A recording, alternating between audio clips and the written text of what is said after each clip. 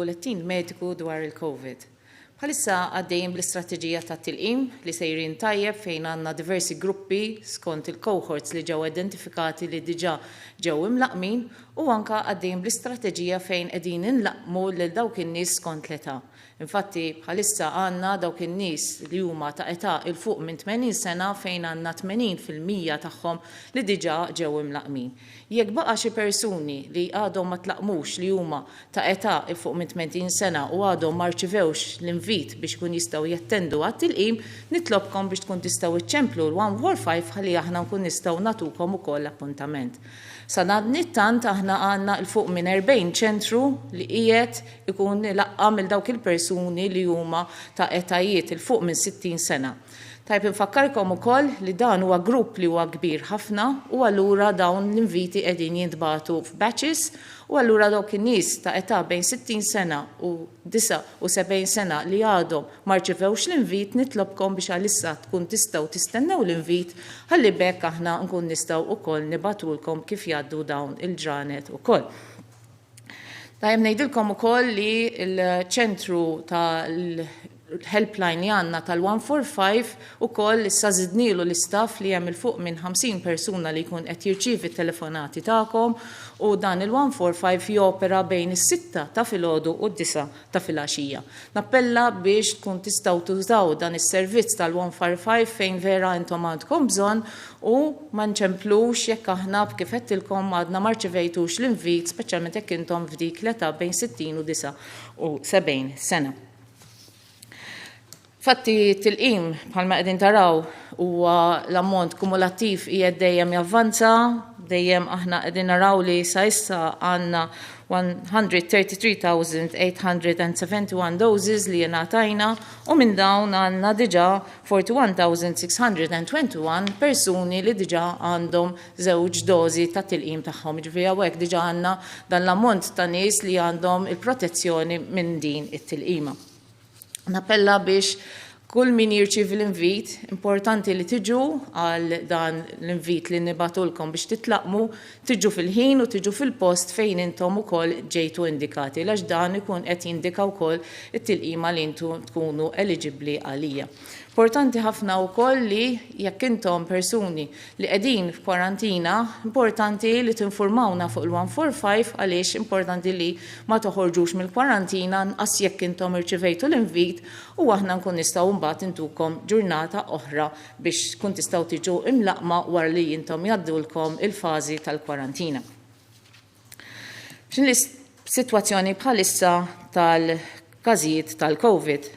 Il-bira għamilna testijiet permezz kemm tal-PCR u kif ukoll tar-rapid testing, infatti għamilna 4,760 tests, minn dawn kellna 3,766 PCR tests u kellna wkoll 994 rapid tests li dawn it-tnejn li huma jinkludu dawk it-testijiet li jsiru kemm miċ-ċentri ta' swabbing centers li għandna tal-gvern kif ukoll jinkludu dawk li jsiru fil-privat.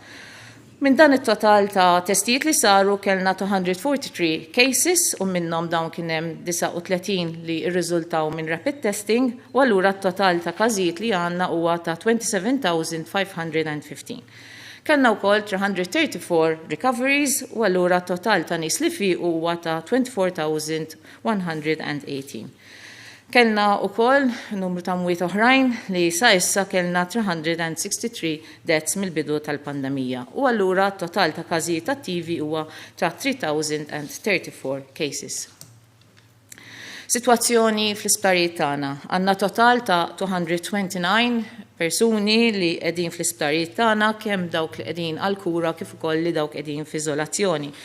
L-ITU għandna 29 persuna li qiegħed fl-ITU li huwa ammont sostanzjali, però hemmhekk għandna dal-pazjenti kollha li qegħdin jibqgħu jingħataw il-kura li għandhom bżonn.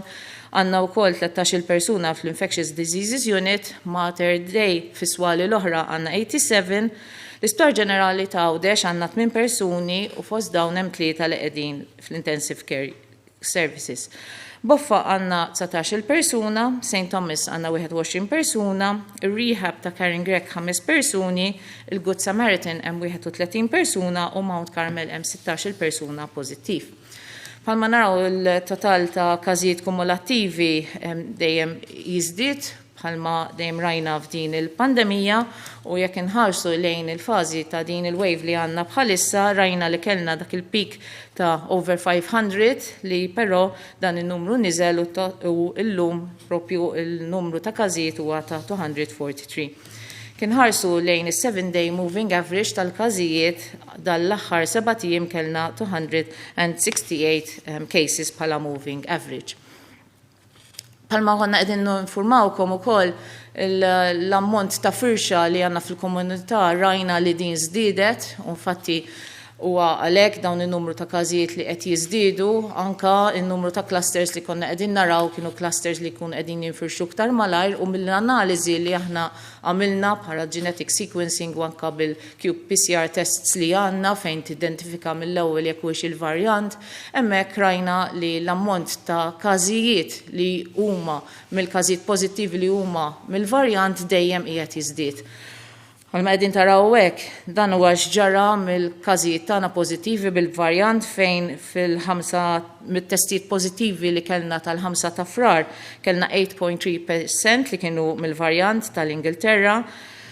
Mill-każijiet pożittivi ta' 3 ta' Marzu kellna 38.6%, fit-8 ta' Marzu kellna 61.3% u minn dawk il-każijiet li analizzajna ta' 13 ta' Marzu ħarġu riżultati l-bieraħ kellna issa 75.7%. Jiġri hawnhekk qegħdin naraw li bħalissa qegħdin naraw li l-maġġor parti sostanzjali tal-każijiet pożittivi qegħdin ikunu minħabba dan il-varjant li hija xi ħaġa li qegħdin naraw f'pajjiżi oħrajn fejn inti jkollok dan il-varjant tal-Ingilterra li jkun qed jieħu over il-każijiet li jkollok li huma fil-pożittiv fil-komunità.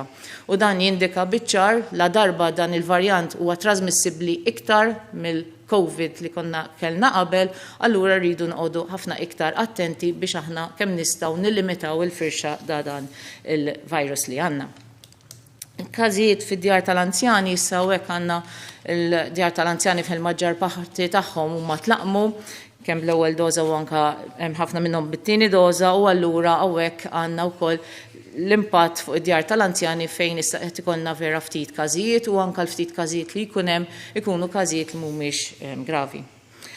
Fil-komunità rajna issa iktar u iktar qed jidher biċ-ċar li l-maġġor parti tal-każijiet li jkollna qegħdin joħorġu mid-djar fejn inti jkollok il-household clusters li jkunu flimkien u għalhekk li abbażi ta' dan ir-riżultat aħna ħassejna li għandna indaħlu miżura oħra fil-post il-bieraħ fejn aħna qegħdin ngħidu li rridu nkomplu naqsu il-kuntatti tan-nies ma' xulxin anke fid-djar tal-persuni.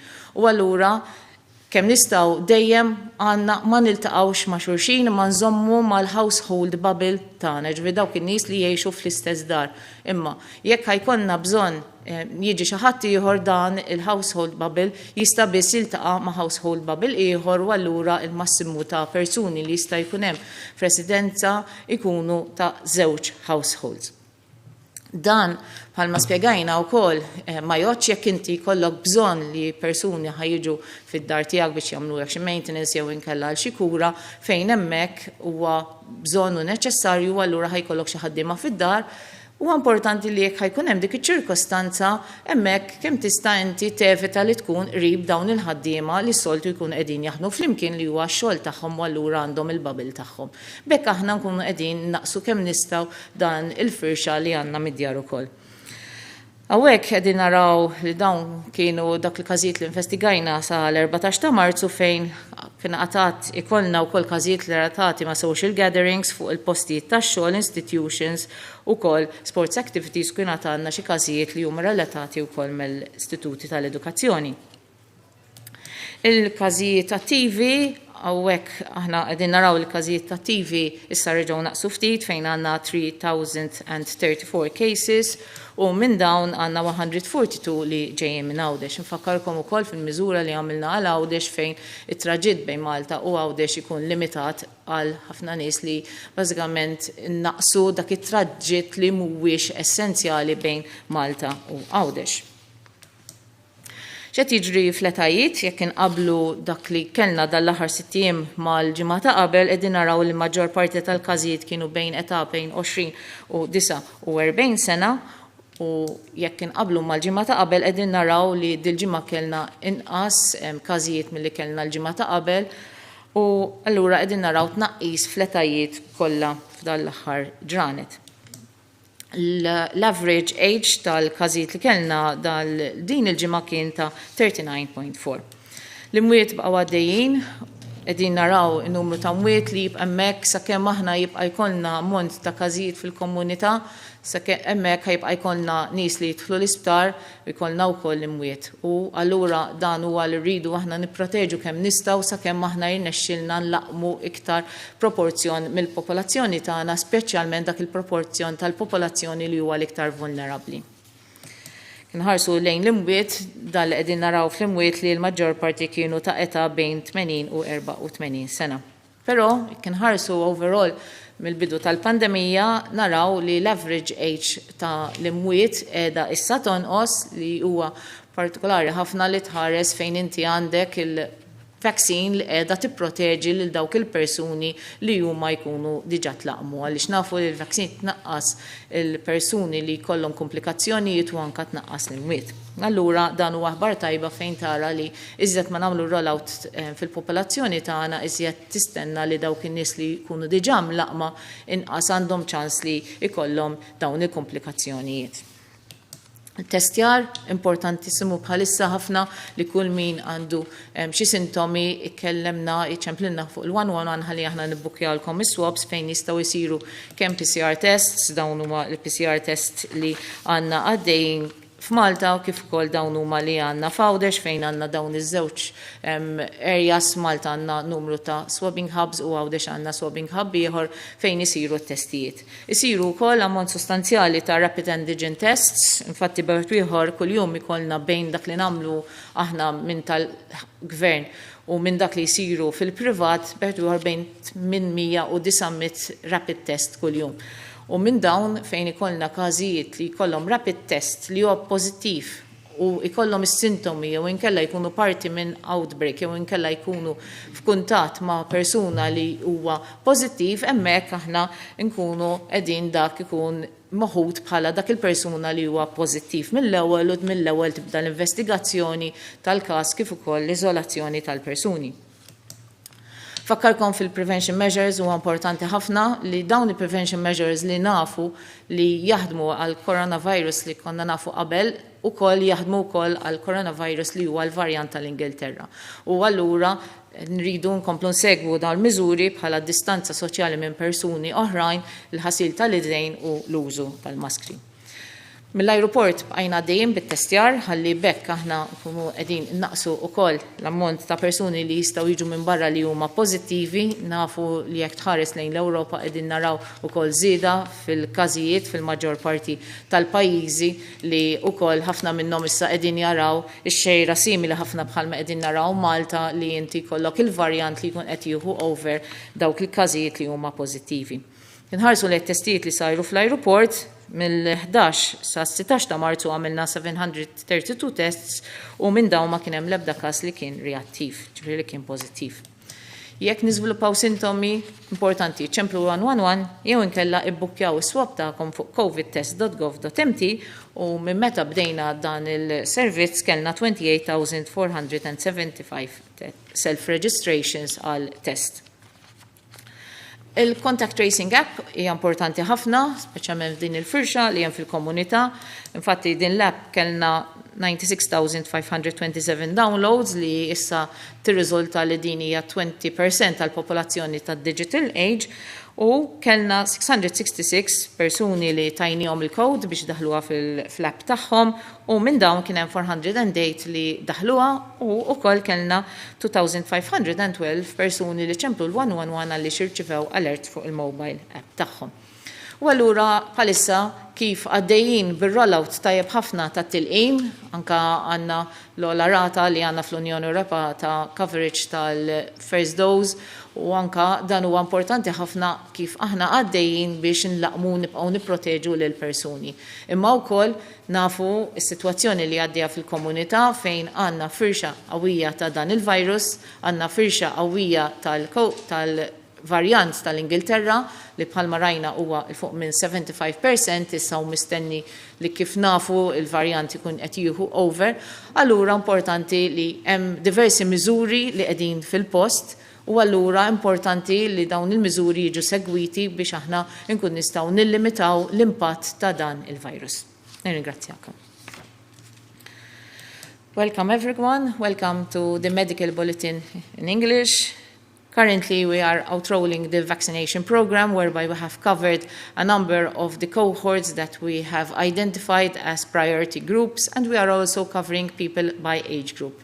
So we have started sending out invitations to people who are aged over 60 years of age, and we have completed most of the people who are aged from 80 years upwards. In fact, according to our statistics, we have coverage of over 80% of those people aged 80 and over. If there are people who still haven't received an invitation and you are aged over 80 years, kindly call us on 145 so that we will be able to give you an appointment. The rest of people aged under 80 years, there is no need to call us because we are calling you in batches for this invitation. This is a very large group, so it's important to await for your invitation. We are also calling the vulnerable groups right now. In fact, we have over 55% of the vulnerable groups who have been vaccinated. And for now, if you are vulnerable and you haven't received your invitation, kindly await our invitation until we will be able to call you. The vaccination program rollout is doing very well. In fact, we have vaccinated with 133,871 doses, and of these we have 41,621 persons who have been given 2 doses. What is the current situation? Yesterday we have done 4,760 tests. Of these, we have 3,766 PCR tests and 994 rapid tests. From these, we have discovered 243 cases, and the total of positive cases is 27,515. The recoveries we've had over the past 24 hours amounts to 334 cases, so the total number of recovered cases is 24,118. We also had a total of 363 deaths, and the active cases currently is 3,034 cases. If you look at the 7-day moving average, it is approximately right now 268 cases, and as we go along with the vaccination program, whereby we are covering people and also protecting people, especially the elderly and the vulnerable, from complications and also from deaths, it is very important that we adhere to the mitigation measures that we have in place, especially now also that we have seen that the UK variant has taken over the majority of the positive cases with a rate of over 75%. So we need to adhere to the mitigation measures and the prevention measures that we have in place until we are keeping with the rollout of the vaccination program. Thank you. Naddu għal-mistoqsijiet minn il-ġurnalisti. Laura Kalleja mill-Malta Today. Hi, good afternoon, Professor Gauci.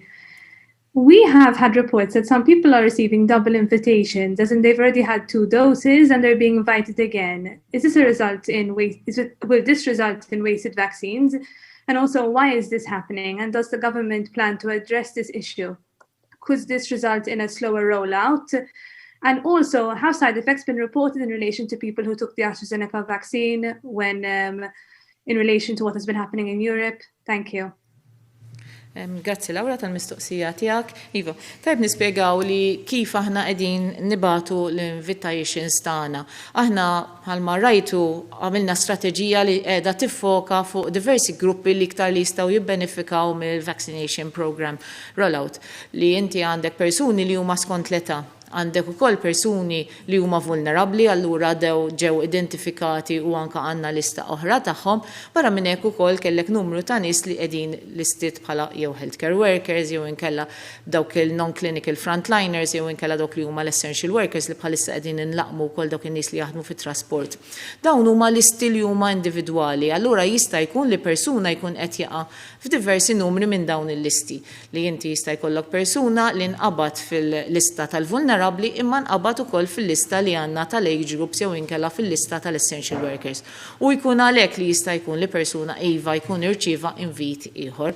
Importanti li dawk il-persuni li jirċievu dak l-invit ikunu qegħdin jiġu għall-ewwel appuntament li għandhom u mbagħad meta huma jiġu għall-appuntament ikunu qegħdin jinformawna li huma qegħdin iħassru l-appuntament li ieħor. Dak la darba inti tidħol fis-sistema li inti ħatta, it-tieni appuntament awtomatikament imbagħad jaqa' u jkun jista' jingħata lil ħadd ieħor. U allura hemmhekk aħna nkunu qegħdin għaddejjin bit-tilqim tagħna xorta u nkunu żgur li l-persuni ma jkunu eligibbli skont it-tilqim li għandna. Fuq l-AstraZeneca vaccine, iva konna qegħdin insegwu eżatt x'inhi s-sitwazzjoni, konna qegħdin naraw ukoll x'qegħdin jgħidu pajjiżi oħrajn, qegħdin insegwu wkoll x'qed tgħid l-Aqda Dinjija tas-Saħħa u anke x'qiegħda tgħid il-PRAC li hija l-Kumitat tas-Safety tal-Aġenzija ta' l-EMA, l-European Medicines Agency. Fatti bħalissa kif qegħdin nitkellmu hawnhekk aħna għaddej il-Kumitat ta' dan il-PRAC li huwa s-Safety Committee tal-European Medicines Agency biex ikun jista' wkoll ikompli iktar pariri dwar is-sitwazzjoni dwar l-AstraZeneca vaccine. Sa issa wkoll kemm l-EMA kif ukoll il-WHO diġà qalu li inti ta' benefiċċju kbir li jitkompla dan il-programm tal-vaccination bl-AstraZeneca wkoll u jekk inħarsu lejn x'kellna bħala adverse events aħna rrapportati Malta ma kenniex adverse events li kienu serji. Niftakru li inti kollok dawn il-side effects li huma minimi li dawn ikunu komuni, però jekk tħares lejn il-benefiċċju li qed tieħu minn din il-vaccine huwa ħafna iktar minn dawn il-minimal side effects. Tim Diakono mill Lavin Malta. Yes, good afternoon, Professor Gauci. A couple of questions. So first of all, can you clarify how the vaccination invitations are being sent out to the current cohorts? So for example, at the moment, people in the early 60s are receiving invitations, but people in the late 70s aren't. Are they being sent out completely at random, or is there some kind of strategy here? Secondly, can you clarify what the acceptance rate of these invitations are? How many people who are invited to get vaccinated are actually turning up to get vaccinated?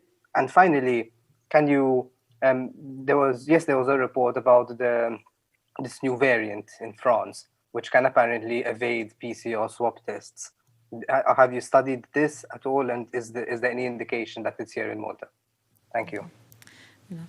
Fatti, mistoqsija importanti ħafna li aħna meta għamilna strateġija tagħna u naraw li tip ta' tilqim ikollna available, nkunu qegħdin naraw ukoll dak it-tilqim għalli ma' età huwa indikat. U bħalma tafu l-AstraZeneca hija indikata għal persuni sa' 70 sena, fil-waqt li inti għandek il-Pfizer u l-Moderna li huma available ukoll li dawn tista' tħaddihom kwalinkwa età il fuq minn 18-il sena.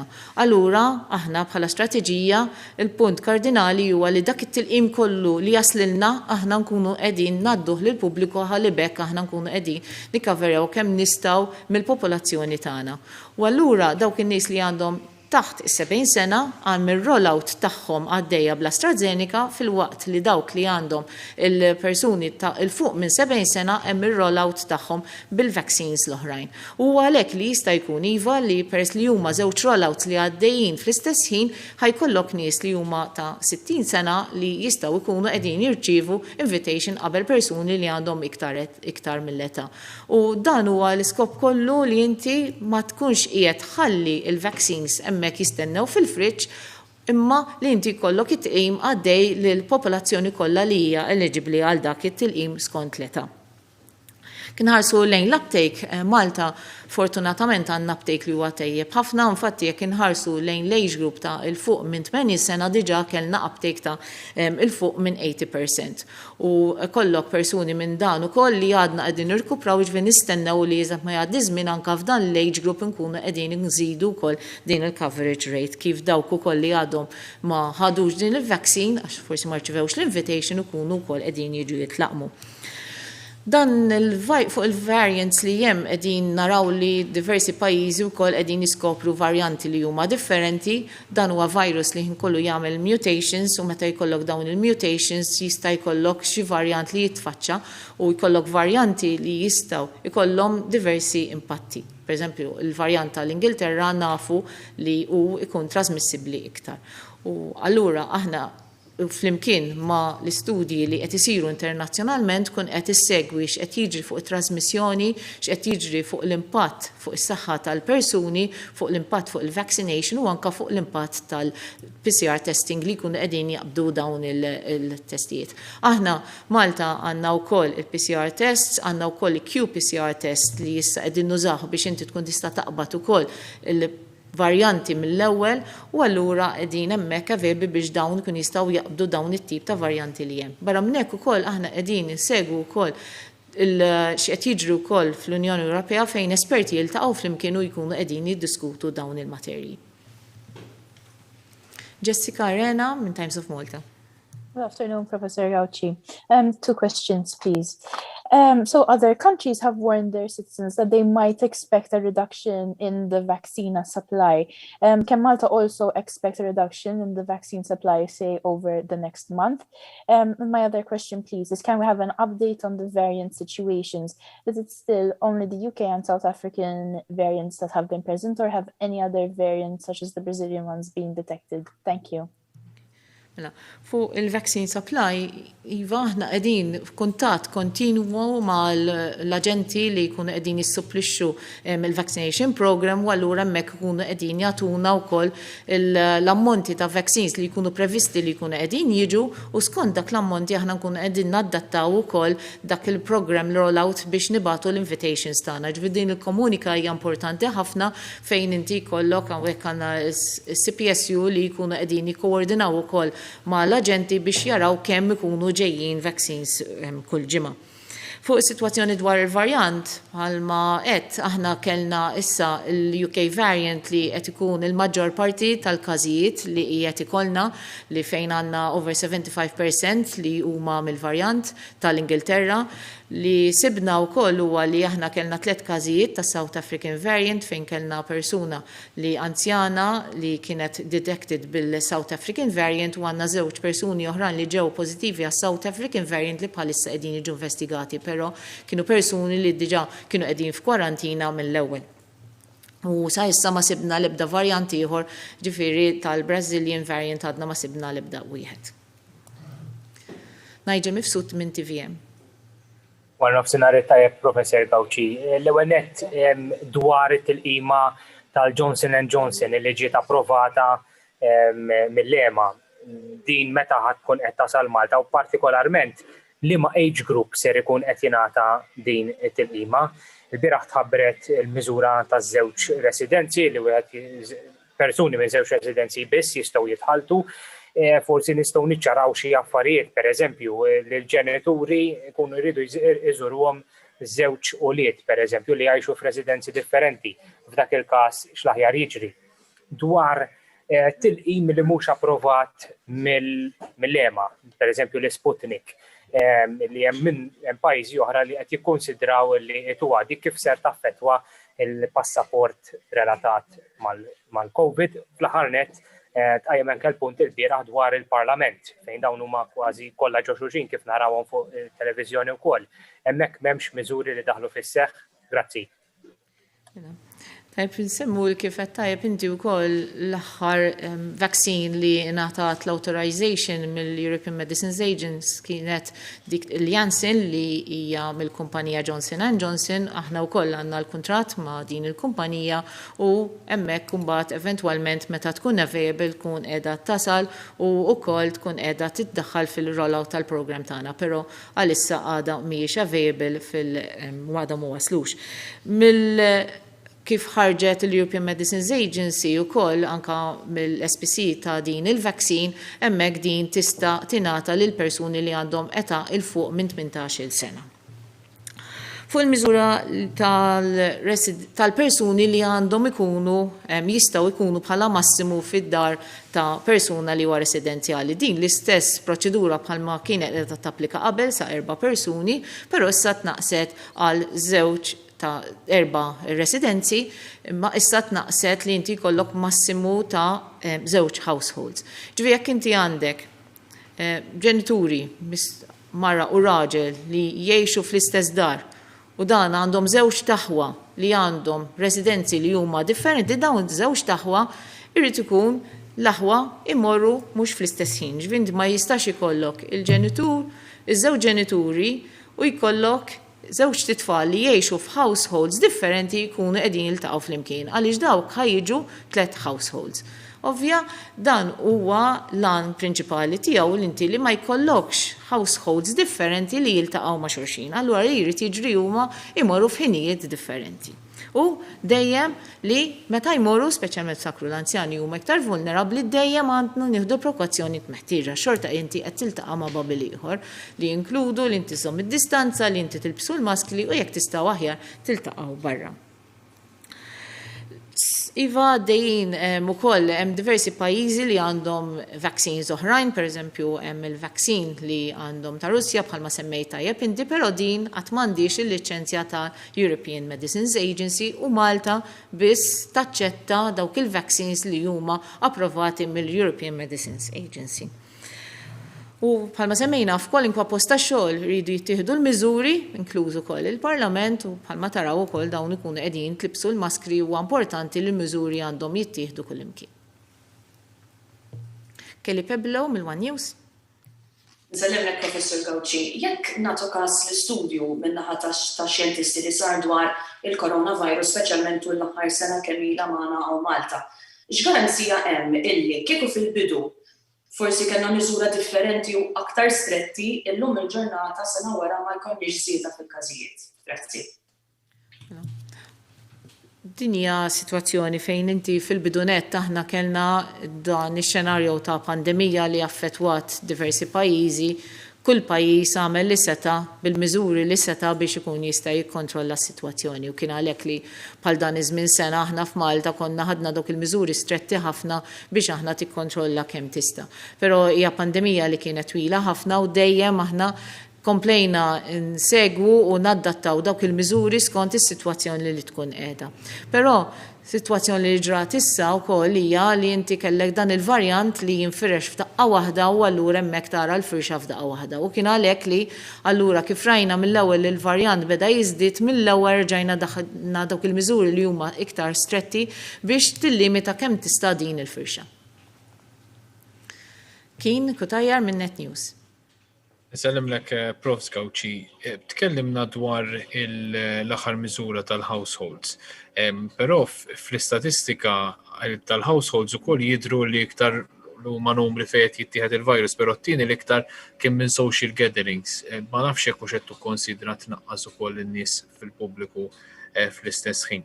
Tkellimna wkoll tul din il-konferenza dwar nies li qed jirċievu żewġ appuntamenti u qatt li min jirċievi żewġ appuntamenti għandu jinforma lil health biex appuntament minnhom jaqgħu l-vaċċin jingħata l ħaddieħor.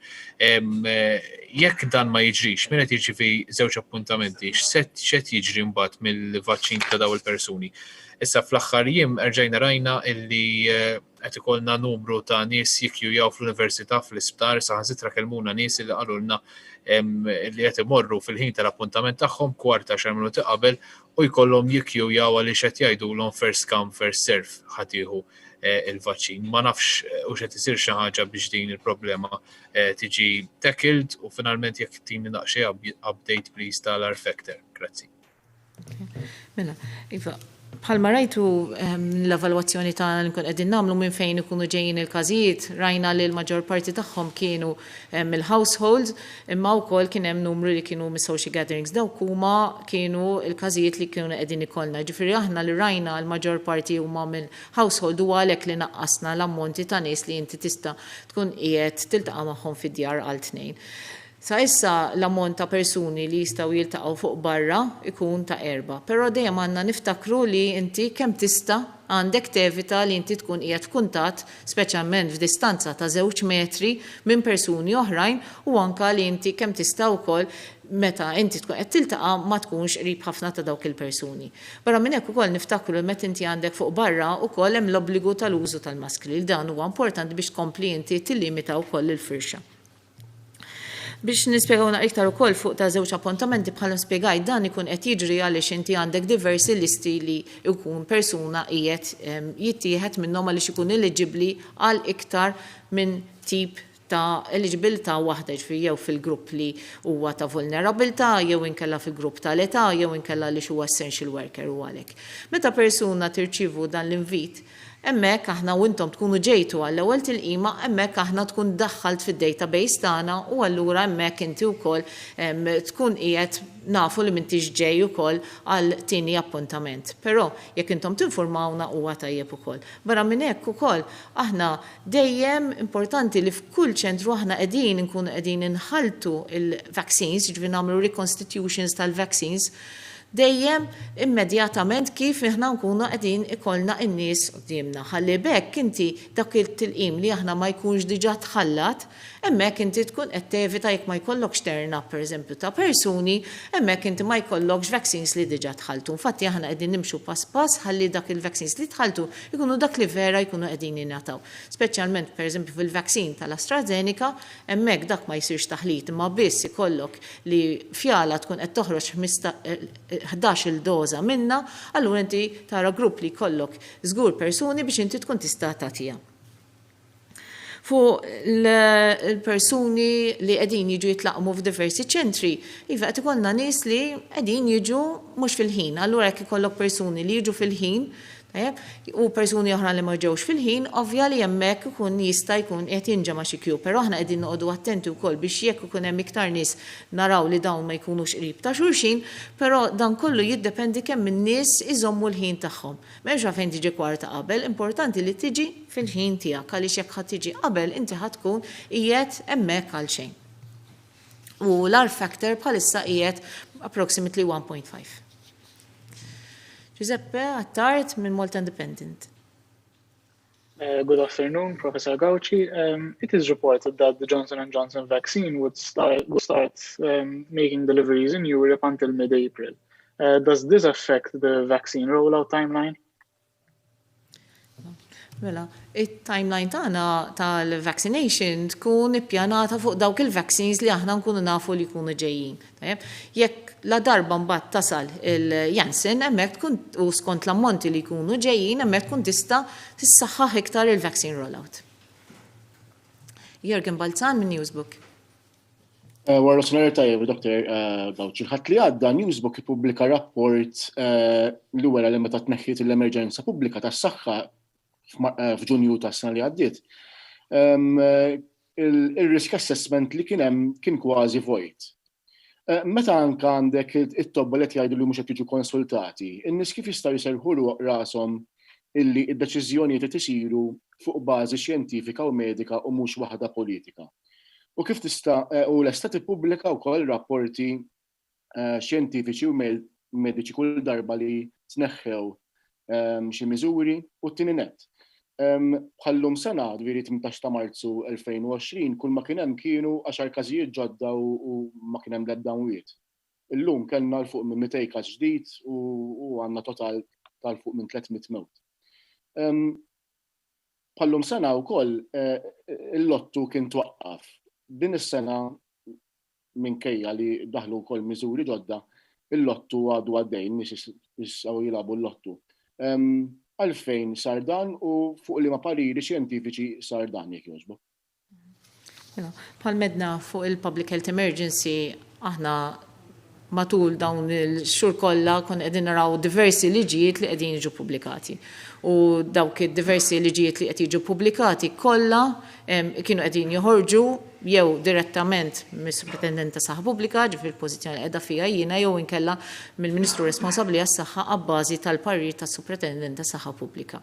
U anka li dan ikun kollu abbażi ta' identifikazzjoni ta' x'inhu qed jiġri u anka xjenza li tkun għaddejja. Li semmejt inti bħala dokument huwa l-Impact Assessment Form li jkun qed jgħaddi wkoll il-Kabinett li huwa jakkompanja wkoll kwalinkwa liġi li tkun qed tiġri. Però dak ma jkunx fih kollox, dak ikun fih dak li huwa essenzjali inti għabbażi tal-liġi.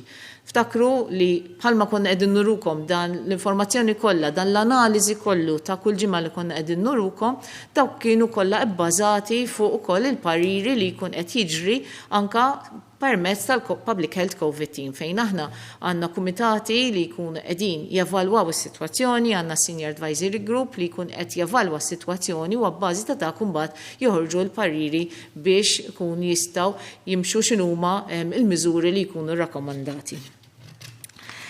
Semmejt fuq il-lotto boots, Iva. Bħal dażmin sena konna waqafna l-lotto boots għaliex hemmhekk konna rajna li ridna naqsu ċertu taħlit ta' nies ma' xulxin. Però minn evalwazzjoni li saret naraw li meta persuna ikun qed jidħol fl-lotto boot, inti hemmhekk persuna daħal ħadd tikietu telaq il-barra. Jiġifieri huwa situazzjoni li hija kompletament differenti minn meta inti għandek ħwienet oħrajn bħal pereżempju ħwienet tal-ħwejjeġ bħal persuna ħajjidħol, ħajjara l-ħwejjeġ, ħajkun qed jipprova l-ħwejjeġ, allura hemmhekk persuna ħajdum ħafna iktar milli jista' persuna jidħol fl-ottobut, jieħu t-tikietu jitlaq il-barra.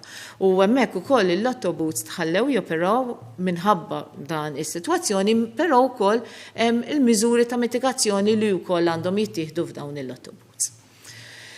Daw kienu l-mistoqsijiet li kellna minna ħatakom, nixtieq infakkarkom kemm huwa importanti li f'din is-sitwazzjoni li qegħdin fiha fejn għandna r-rollout tal-vaccines li għaddej tajjeb ħafna u importanti li nies jibqgħu wkoll jisimgħu mix-xjentisti u jibqgħu jisimgħu minn awtoritajiet li huma reputabbli li dawn ikunu qegħdin jagħtu l-informazzjoni għabbażi ta' evidenza li aħna jkollna minn barra minn Malta u anke mill-awtoritajiet bħal European Medicines Agency u WHO. Barra minn hekk ukoll permezz ta' dawn il-miżuri f'din is-sitwazzjoni li qegħdin fiha bil-varjant li qed jinfirex, importanti li kulħadd ikun responsabbli li jsegwi dawn il-miżuri ħalli bekk nistgħu innaqsu l-impatt ta' dan il-virus. Grazzi Muselmika.